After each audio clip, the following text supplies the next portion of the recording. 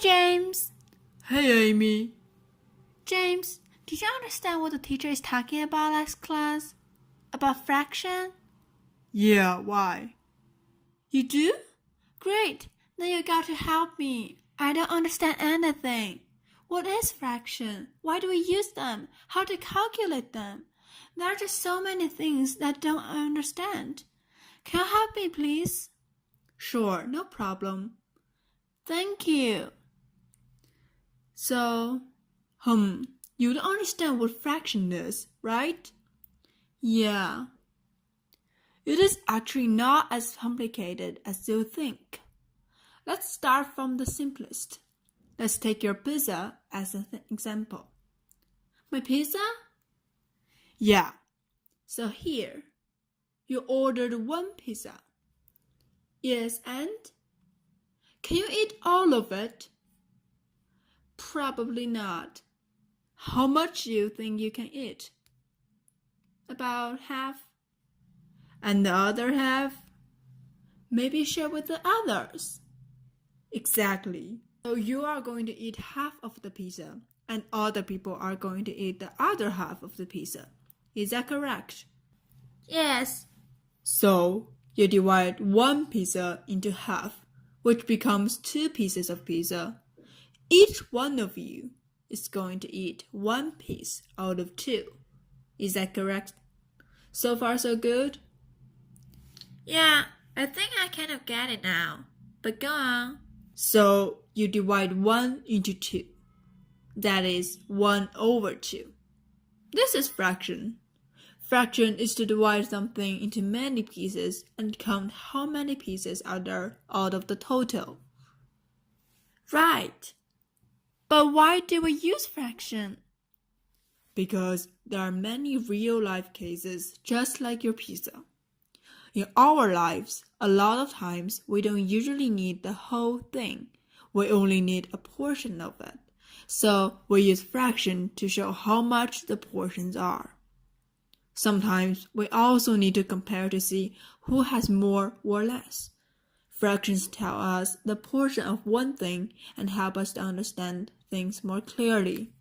Do you understand? Yeah, a lot clearer now. Thank you. But how do we calculate it? The pieces of one thing you have, like the pizza in total, is called the denominator, which is placed under the fraction line. The pieces that you have is called numerator, which is placed above the fraction line. When you see things, you automatically put the total number of that thing as the denominator and put the pieces that each person has as the numerator. If you want to add them together, as long as the denominator is the same number, you can just add the numerators together and keep the denominator. Get it? Yes, now I understand. So now I'm having 1 over 2 pizza. Is that correct? Yes.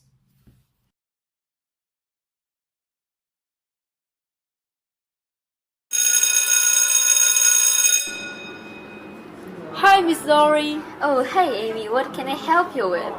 Sorry, Miss Lori. I don't really get the things you taught during math class. Can you explain it to me again? Yeah, sure, no problem. It's really good that you come to me when you have questions. It's really important for you to understand everything we're doing in math class, so you won't get lost in the future. So, what part do you don't have a clear idea of? The multiplication. I just don't understand. How did the simple process of adding numbers suddenly jump to this hard and incomprehensible multiplication problem? How does it work? It is really a good question. No worries. I'm sure you'll get it. Okay, let me start from explaining the basics. So, what is multiplication? Let's see. There are 5 pens in one row, and unless for them, there are 8 rows of them. It would be quite an exhausting and boring process to just count them all one by one. So what do? We multiply them using addition. We add 5 for 8 times because there are 8 rows, which is like 5 plus 5 plus 5, blah, blah, blah. This means there are 8 5s, which is equal to 8 times 5 equal to 40. This way, it is a lot easier to calculate and the equation is a lot shorter. Multiplication is repeated addition. The multiplication of two numbers is equivalent to adding as many copies of one of them. The multiplicand as the value of the other one, the multiplier. People just remember the basic multiplications so they can calculate way faster than using the addition method. Oh yeah, now I think I kind of get it. Thank you, Miss Sorry. But can I give another example still? Sure, no problem. Let's say you want to lose some weight by running a few laps every day. Each lap is 500 meters. Maybe you run 5 laps a day and you want to know how many meters you can actually run. So, it is equal to 500 meters. Adding together, which is 5 times 500 equals to 2,500. Wow, you did that calculation so fast. Yeah, like I just said, it would be a lot easier and quicker for you if you remember the form, where basic multiplications answers were written. It's called the multiplication table. Here, I show you. See, it starts from 1 times 1, then finally to 9 times 9. After remembering these, it's so much easier.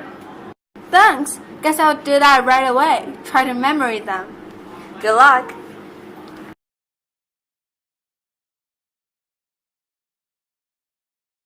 Hey, Amy, happy birthday! Thank you, you are my best friend. Come on, my mom is handing candy to everybody. Wow, that's a lot of candy. But how many pieces should each one of us get? Because we want to be fair, and each one of us should get the same amount of candy. Yeah, that's a real problem. I didn't really think about that. Let's see, there are 10 people. We have about 100 pieces of candy, but how many pieces should each one of us get? Oh, I know. Remember what Miss Zori taught us today about division? Yeah, do you remember the definition of division? Yeah, division is the inverse of multiplication. If A times B equals C, then A is equals to C divided by B. For example, 4 times 5 equals to 20, then 20 divided by 5 is 4. The dividend is 20. 5 is the divisor, and 4 is the quotient. Good memory. Okay, so let's calculate. Okay, so we have 100 pieces of candy now, and we have 10 people. How many pieces of candy should each one of us get? Okay, 100 divided by 10. 10 times 10 equals to 100. So 100 divided by 10 is equal to 10.